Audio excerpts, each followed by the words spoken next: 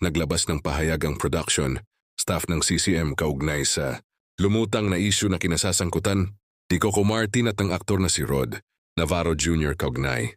Ito ng mga paratang na ibinato laban sa lead star at direktor ng seryeng FPJ's Batang Quiapo.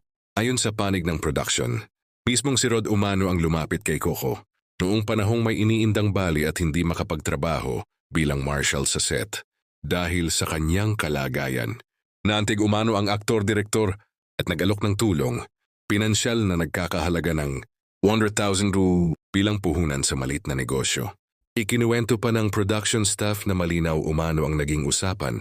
Nais ni Coco na magamit ng maayos at mapalago ang perang ibibigay. Sinabi rin umano nito na kung hindi maseseryoso ang oportunidad, iyon na ang magiging huling pag-uusap nila tungkol dito. Ayon sa kanila, ang pahayag na iyon ay hindi pagbabanta kundi isang paraan para hikayatin si Rod na magsikap at huwag masayang ang tulong. Gayunpaman, ilang buwan ang lumipas ngunit hindi umano kinuha ni Rod ang nasabing halaga.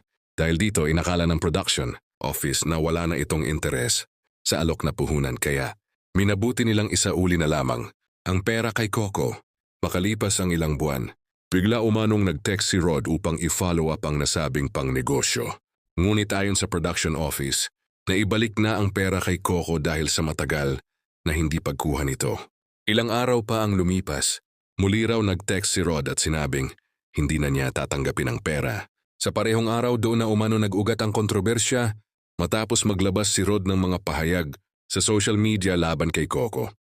Hanggang ngayon, patuloy ang usapin ngunit nananatiling tikom ang bibig ng aktor-direktor habang ang kanyang production team ang nagsasalita upang ilahad ang kanilang panig